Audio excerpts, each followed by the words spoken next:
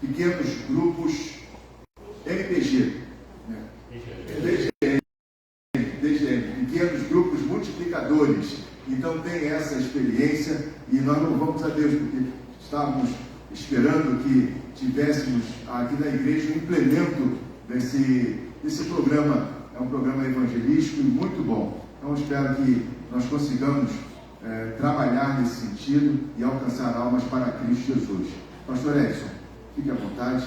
Obrigado por ter aceito o convite.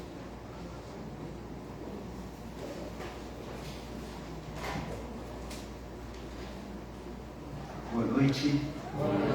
A graça e a paz de Jesus seja multiplicada na sua vida, amém? Amém. Eu fui nascido e criado na Fazenda Botafogo, vocês conhecem? E próximo, né?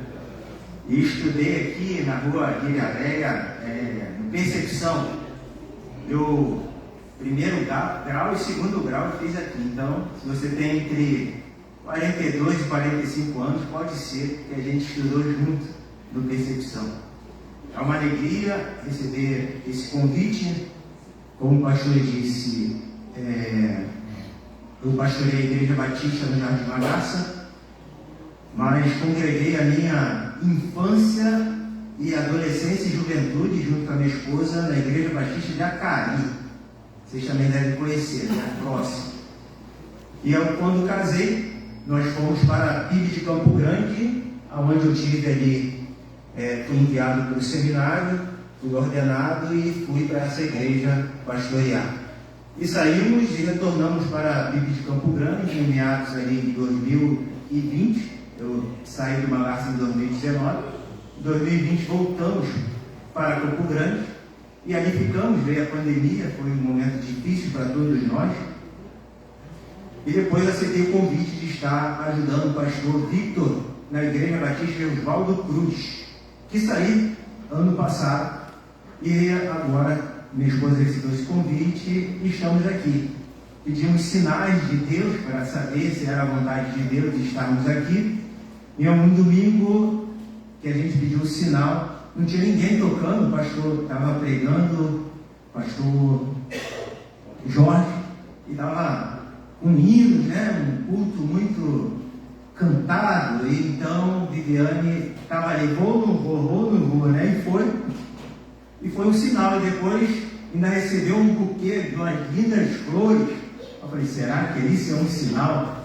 E aí a gente decidiu vir para cá. Então é um privilégio estarmos aqui com os irmãos. Eu ainda estou aprendendo o nome dos irmãos. E com certeza, por onde nós passamos, fizemos muitos amigos. E com certeza aqui não vai ser de outro jeito. Você sabe identificar a diferença entre a realidade e a ilusão?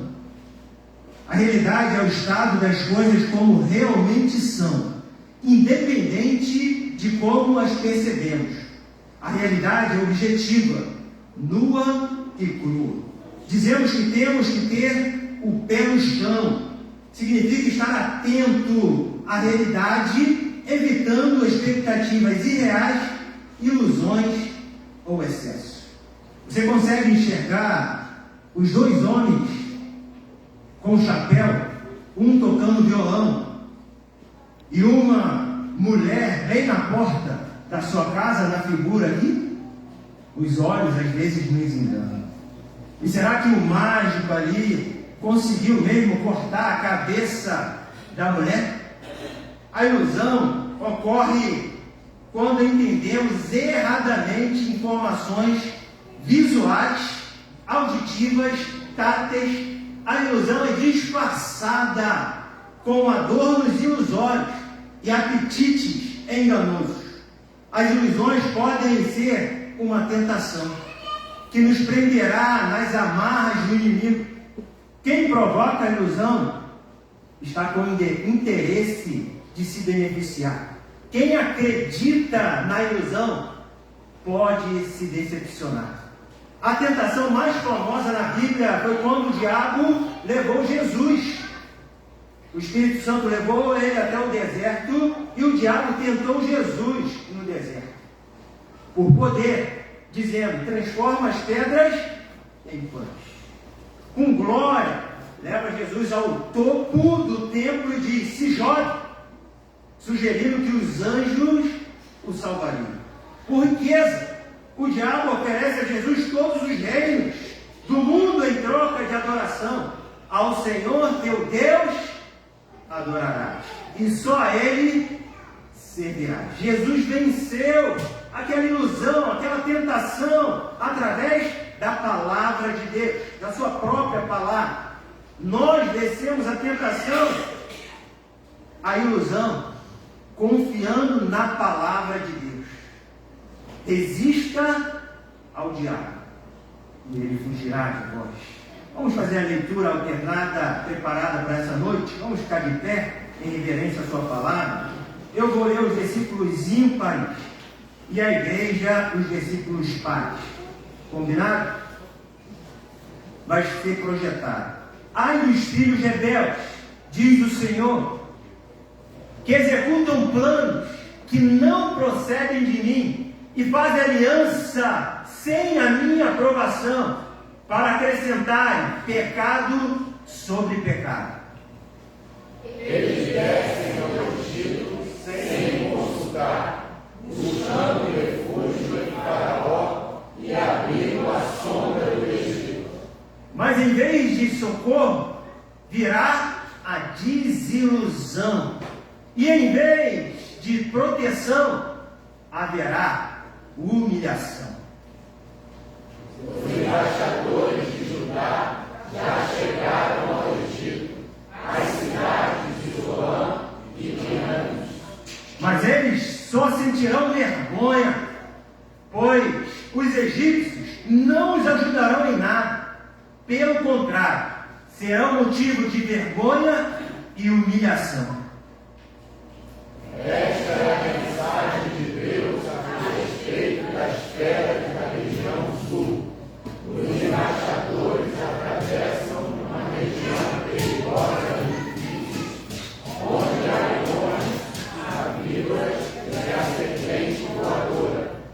Nas costas dos seus jumentos e dos seus camelos vão os presentes e as riquezas que eles deram para o povo que não pode socorrê-los.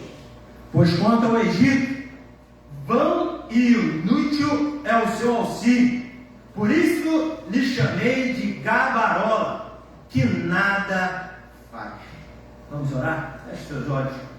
Deus, continua a transbordar a tua graça, do teu amor, do teu conhecimento sobre nossas vidas. Amém. Fala através da tua palavra ao nosso coração. Em nome de Jesus. Amém. Amém. Pode se assentar. O título dessa mensagem que Deus colocou no meu coração para essa noite, dia 7 de janeiro de 2024, é Vencendo as Ilusões. Vamos repetir somente os homens? Vencendo as ilusões. Somente as mulheres? Vencendo as ilusões. Todos juntos? Vencendo as ilusões. A ilusão é o caminho para promover o engano, para desviar nossos olhos da realidade, provocando um afastamento da verdade.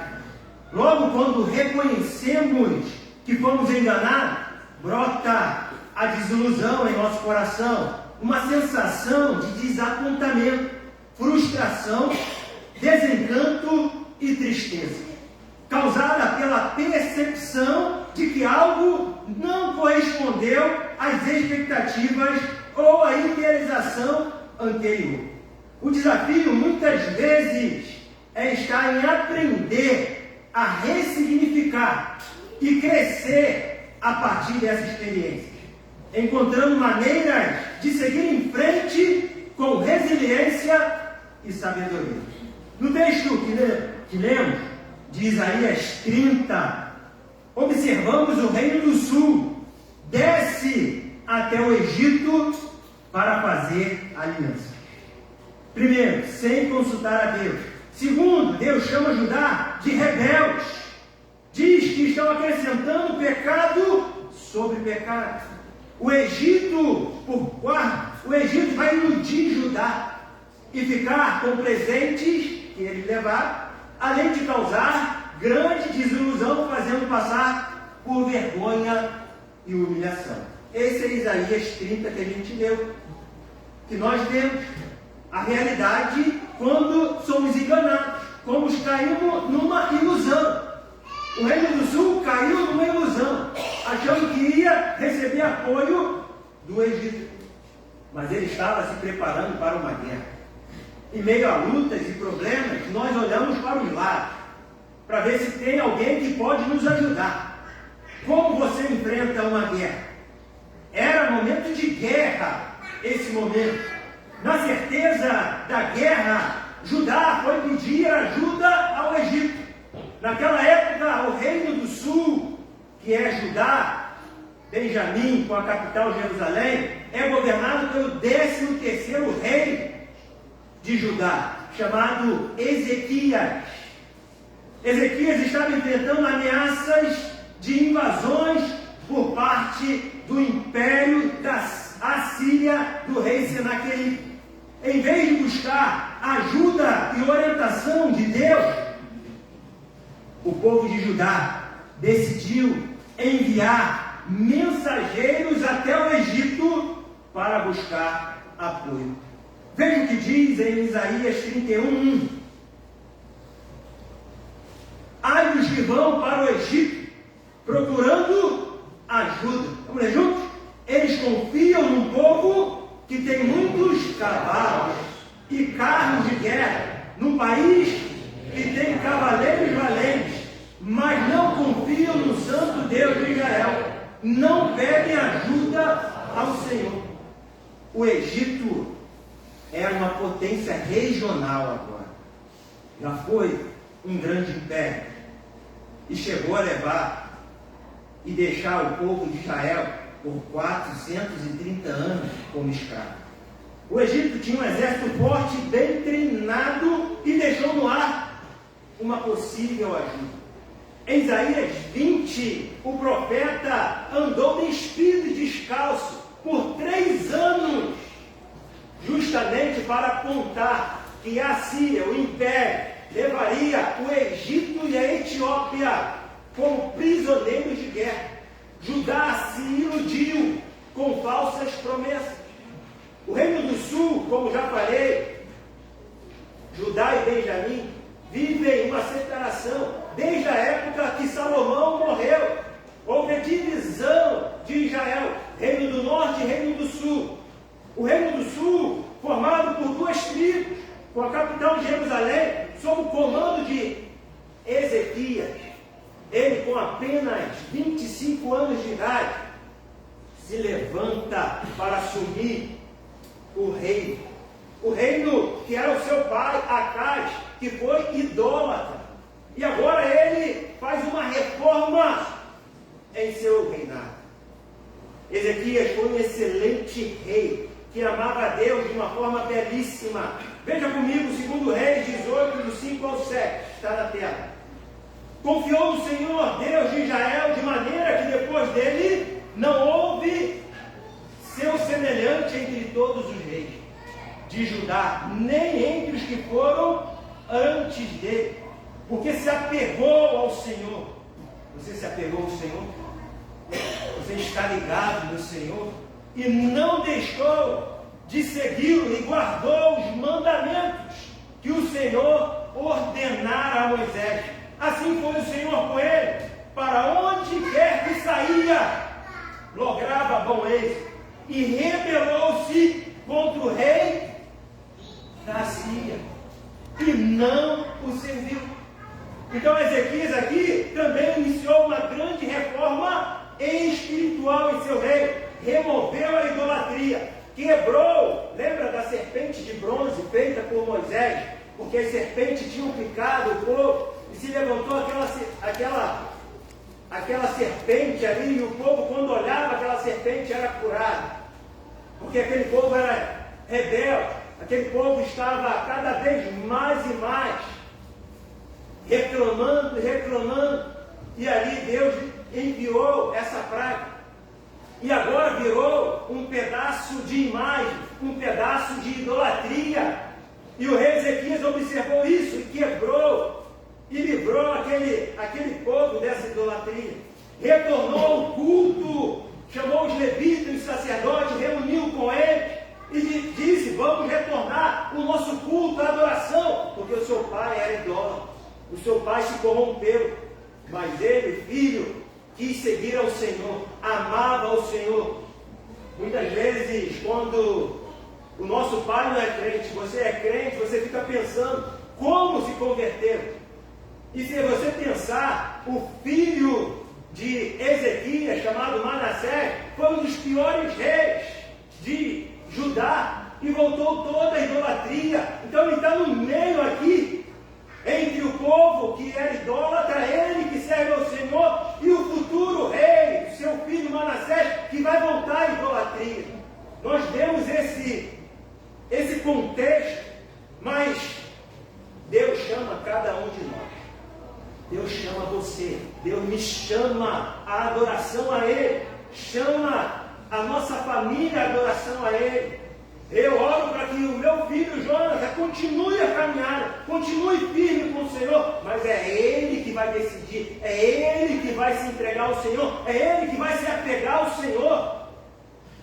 São decisões que tomamos de seguir ao Senhor ou não. Ele decidiu seguir ao Senhor e retornou com a festa da Páscoa, a memória da libertação do povo preso no Egito. Ele voltou com as festas, uma adoração ao Senhor, louvou ao Senhor, mas em meio a tudo isso, Ezequias enfrentava o Império Assírio, que estava em campanha militar para ocupar todo o Oriente Médio. O Império Assírio, pode passar, isso. Os assírios construíram o seu império cerca de 2.900 antes de Cristo. Sua capital mais famosa foi Nínive, na época de Senaqueribe. Seu exército era poderoso, era conhecido por suas terríveis crueldades, como decapitação, esfolamento vivo, empalamento e abre aspas. Deve ter sido por essas questões, que Jonas, lembra do profeta? Não ficou nunca animado quando Deus enviou em uma missão nesta terra. Jonas sabia que Deus é misericordioso, mesmo com um povo cruel, maligno e inimigo de Israel. A relutância de Jonas destaca como a compaixão e o amor e o perdão divino é para todas as etnias, para todos os povos, alcançar todas as nações. Mas depois, no livro de Naum, posteriormente, profetiza a queda de Nínive, mesmo depois da conversão em massa, quando Jonas pregou somente 7 palavras. Em 40 dias, Nínive será destruída. Acabou a mensagem. E ele ficou pregando 40 dias. E o povo se converteu. Mas depois, outra geração, outra descendente, caíram na idolatria. E o livro de Naum relata isso, profetizando a queda de Nínive e de todo o Império Assírio em 612 a.C., quando uma coalização das forças babilônicas, medas e outros povos aliados atacou, capturou a cidade, dando início ao Império Babilônico. Fecha as aspas. Vamos voltar ao texto. Vimos que o rei Ezequias se rebelou contra o Império da Síria. Nós lemos aqui, versículo 7 do capítulo 18 de 2 Reis. E rebelou-se contra o rei da Síria e não serviu. Isso foi o estopim da guerra. Isso foi o estopim para que o Império Assírio iniciasse uma campanha militar para tomar todo o reino do sul. O exército assírio avançou pela região, subjugando territórios como Mesopotâmia, Turquia, Irã, Fenícia e a Filistéia. Durante a sua campanha militar, enfrentou e derrotou também expedicionária força egípcia. Isaías tinha avisado, né? Quando ele andou despido, descalço, dizendo que os egípcios iam ser levados como prisioneiros do Império Assírio, que era em vão realmente pedir ajuda a eles. Com medo e arrependido, o rei Ezequias enviou ao rei Senaqueribe prata e ouro, mas não adiantou nada. Veja comigo, 2 Reis 18, 14 ao 16, vou estar lendo. Então Ezequias, rei de Judá, enviou esta mensagem ao rei da Síria, em Laquis. Ele tomou também Laquis, que era bem próximo de Jerusalém. Ele disse: cometi um erro. Ezequias diz: cometi um erro. Muitas vezes nós não conseguimos falar isso. Será que a sua esposa consegue? Eu cometi um erro. Será que você, marido, consegue quando você erra? Eu cometi um erro, me perdoa. Assumir os nossos erros é importante. Não quer dizer que as consequências não virão, mas assumir o nosso erro, se arrepender, confessar os nossos pecados, deixar, é coerente, é a essência do arrependimento verdadeiro. Ele assumiu o erro dele, e ele disse: para de atacar-me, e eu pagarei tudo o que exigires. O rei da Síria cobrou de Ezequias, rei de Judá, 10 toneladas e meia de prata e 1.050 quilos de ouro. Assim Ezequias lhe deu toda a prata que se encontrou no templo e na tesouraria do palácio real. Nessa ocasião, Ezequias, rei de Judá, retirou o ouro com o que havia coberto as portas e os batentes do templo do Senhor, e o deu ao rei da Síria. É o bônus, ainda deu um bônus, mais do que ele pediu. Não adiantou enviar os tributos ao rei Senaqueribe. Ele continuou com o seu plano de conquistar todo o reino do sul. Já tinha conquistado 46 cidades de Judá, e agora está bem se aproximando de Jerusalém. E ele enviou uma carta através de seus mensageiros, pedindo a rendição do rei e de toda Jerusalém.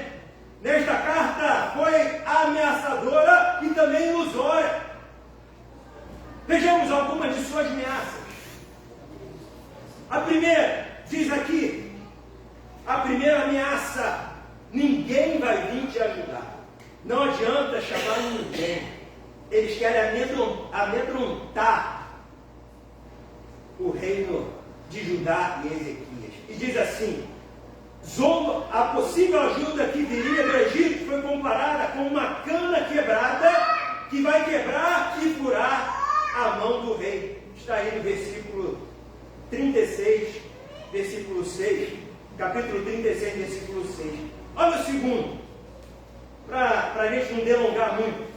Zombam do Deus de Judá por causa dos altares dedicados para adoração a Deus, que foram enviados como despojos de guerra para comprar a paz. Então, aqueles despojos de guerra que foram enviados, como vemos aí em Isaías 36, versículo 7, quando enviados, eles estão zombando da onde o povo adorava o Senhor, e ele tem enviado aquilo. Então eles estão dizendo que o verdadeiro Deus deles é muito pequeno para eles terem doado o altar do Senhor em ouro, para que o império da Síria não entrasse em Jerusalém. Olha o terceiro, na carta, veja Isaías 36, versículo 8, zomba do exército do rei Ezequias, provocando: eu lhe darei 2.000 cavalos, se você puder arranjar homens suficientes para montá-los. Você não tem nenhum exército. Dizem que o palácio do rei Senaqueribe era maior do que toda Jerusalém. Era um exército enorme lá fora. 185 mil aproximadamente lá fora, querendo invadir e entrar em Jerusalém. Eles estão amedrontados. Me envia essa carta, mas não para a ameaça. Olha a terceira ameaça. Quarta ameaça: zombam que um oficial assírio era capaz de destruir todo o exército de Judá. Um oficial, mais um tenente, vamos colocar assim, um só derrotaria vocês todos. E eles continuam, olha, na carta a 5, zombam que foi o próprio Deus de Judá quem enviou para atacá-los e destruí-los. Veja a 6, ameaçam que todos serão submetidos a condições desumanas. Eles terão que comer as próprias fezes e beber a própria urina. Versículo 12 e 13 de Isaías 36. Foi terrível, irmão. Foi uma carta terrível. Olha a 7. Em caso de rendição, todos teriam acesso a alimentos e bebidas, integrando-se à grande família da Assíria. Uma ilusão. Uma grande mentira para que eles pudessem se render. E a última ameaça contida nesta carta desafiou o poder de Deus. Uma blasfêmia. Olha o versículo 18. Desafiou o poder de Deus, comparando os outros deuses que foram derrotados por eles durante suas campanhas militares. Cada nação, cada cidade ocupada tinha suas idolatrias. Veja só comigo, versículo 18. Não deixem que Ezequias os engane, pensando que vai salvá-los. Será que os deuses das outras nações os salvaria do rei da Síria? Onde estão agora os deuses de Hamat, de Arpad? Onde estão os deuses de Sefarfaim? Será que eles salvaram Samaria do seu poder? Essas foram as ameaças feitas pelo rei Senaqueribe, que foram desafiadoras. Será que você tem recebido algumas ameaças? Será que você tem ouvido ameaças do inimigo sobre a sua vida, sobre a sua família, sobre o seu bairro? Será que você anda amedrontado, com medo de pessoas que têm tentado te perseguir? Aqui é a realidade, não é uma ilusão. A Síria está lá de fora. E eles estão com medo. Já tinham pedido ajuda ao Egito. Mas falta pedir ajuda a quem mais? Eles esqueceram da pessoa e do Deus mais importante, que é o Yahvé, o Todo-Poderoso, aquele que ouve os nossos pedidos de socorro. Ele está ouvindo o nosso clamor. Praticamente todo o território do Reino do Sul estava ocupado. Seria questão de tempo o Império Assírio conquistar Jerusalém. Porém, a arrogância da Assíria diante do Deus Todo-Poderoso foi o erro de Senaqueribe. Deus dá a vitória ao seu povo. Deus nos dá a vitória pelo sangue de Jesus. Deus está sempre conosco. Toda ofensa que você ouviu já na sua vida não só ofendeu você, mas ofendeu também o Todo-Poderoso. Nós temos um Deus conosco e muitas vezes não conseguimos enxergar, porque a ilusão mostra que estamos sozinhos. A ilusão parece que não temos ninguém para nos ajudar, mas Deus está sempre sob o controle. Deus enviou um milagre, uma intervenção celestial. Você já viveu um milagre? Judá precisava de um milagre. Eu preciso de um milagre. Precisamos da ajuda dos céus. Significa que o impossível vai acontecer, que o extraordinário vai acontecer na sua vida. Se você crer no seu coração, se você ouvir a voz de Deus nessa noite e crer que as ameaças não são maiores do que o teu Deus, do que o teu Senhor, daquele que reina e governa nos céus e na terra. Vencer Senaqueribe, o inimigo. Qual o teu inimigo? De Judá era Senaqueribe, mas é qual o seu inimigo? O diabo, os seus demônios, que estão ao teu redor, como um leão querendo nos tragar, querendo ver uma brecha. E ele usa muitas vezes ilusões, como quis fazer com Jesus na tentação. E muitas vezes essas ilusões vêm disfarçadas. com promessas que vai envolver o meu coração, o desejo do meu coração, e depois vai vir a desilusão. Nós precisamos estar atentos. O rei Ezequias tinha que estar atento e saber que deveria confiar e a sua vitória viria do alto, confiar em Deus e no seu milagre. O Egito, que eles pediram ajuda, significa o pecado, alianças com o inimigo. Nós precisamos olhar para os céus e saber que a nossa aliança é com Deus. O caminho para a vitória é buscar a ajuda de Deus e não do Egito. O rei Ezequias, em Isaías 37:1, buscou a Deus. Depois de tudo o que ele viveu, ele agora, ouvindo todas as ameaças, ele tira suas vestes reais e se veste de um pano grosseiro e se humilha diante de Deus. Ele se arrepende, ele se humilha e busca ouvir Deus. Você busca ouvir Deus? Deus está falando com você essa noite? Ouvir Deus é estar com nossos ouvidos preparados para ouvir a sua palavra e entender que Deus, Ele nos mostra o caminho, a direção. Então Ele mandou chamar o profeta Isaías. Chame o profeta Isaías. Estamos em desespero, é o nosso final, o exército assírio está lá fora, o que vamos fazer?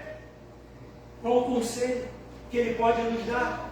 E ele foi até o rei Ezequias, o profeta disse: não tenha medo por causa das palavras que você ouviu. E essa palavra é para nós também. Não tenha medo das palavras que você ouviu,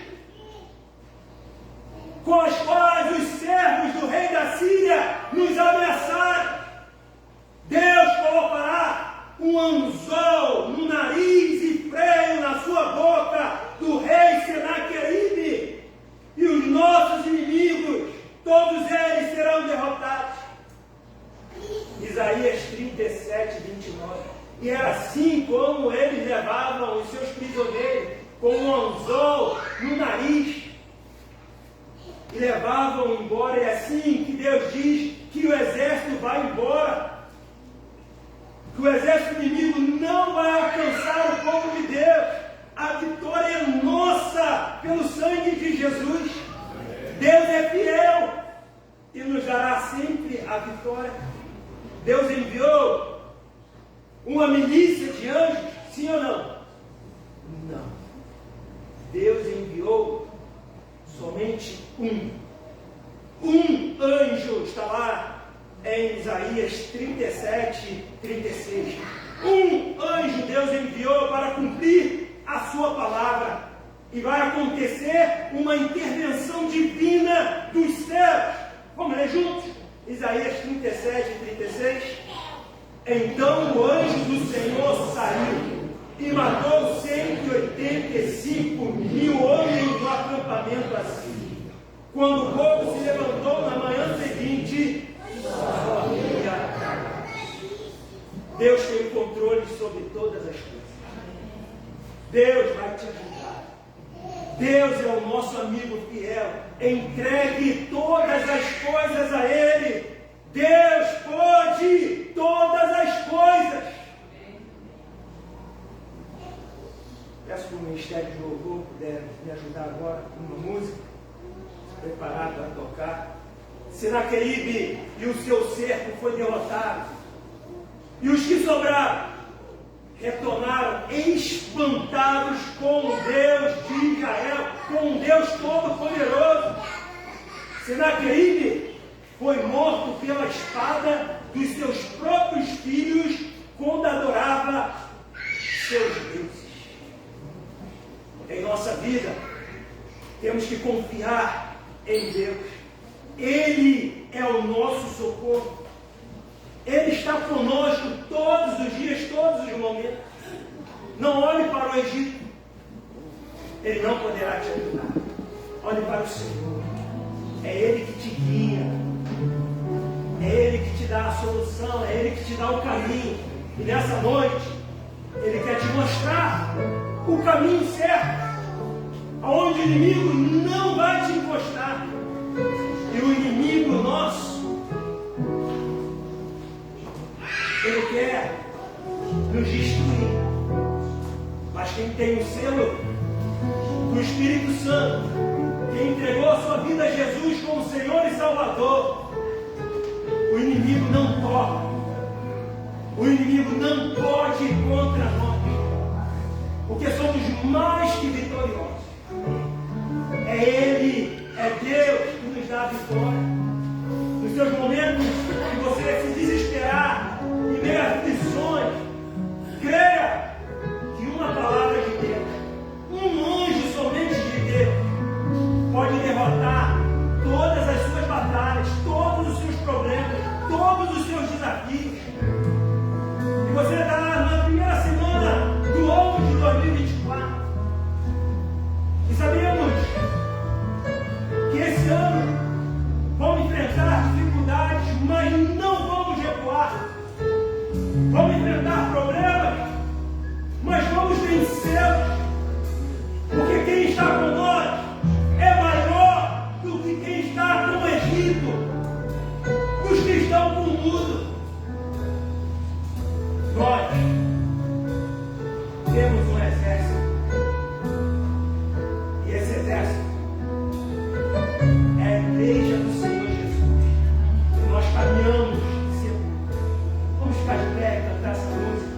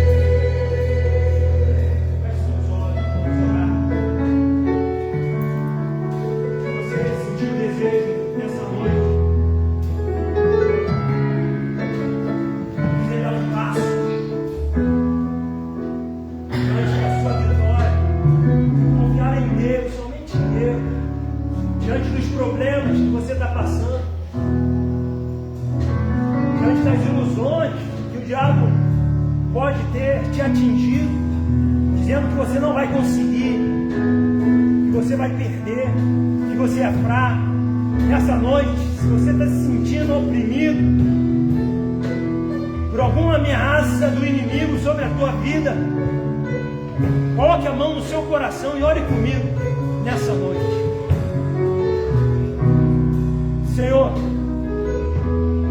estamos diante de Ti, diante da Tua presença. Tu és o Deus Todo-Poderoso, o El Shaddai, o Elion, o Adonai, aquele que não nos abandona. É o Deus que nós podemos confiar de todo o nosso coração, onde temos a certeza que vai nos ajudar, que vai nos socorrer. Deus, abençoa a nossa vida. Amém. Aqueles que estão passando com ameaças na sua vida, afrontas, dizem-nos hoje que possamos vencer essa noite. Amém. Através da tua palavra. Libera, Senhor, uma palavra de vitória, Senhor, para o nosso coração, para a nossa mente, e que possamos, Senhor, vencer as adversidades, as dificuldades, os problemas, através do poder que vem do alto, Amém. do Espírito Santo de Deus, que nos capacita para enfrentar o que for, porque sabemos que o Senhor vai à nossa frente. Ele é o nosso general, e nós nos garantimos no seu Filho Jesus Cristo, que morreu e vive para todo sempre. Amém. Nós te amamos, Senhor. Nós te exaltamos e te agradecemos por essa palavra liberada, Senhor, para as nossas vidas. Nos dê força, Deus, para avançar. Nos dê coragem, Senhor. Nos deixa, Senhor, forte, Senhor, para seguir em frente. Amém. Em nome de Jesus. Amém. Amém. Deus te abençoe. Pode se assentar.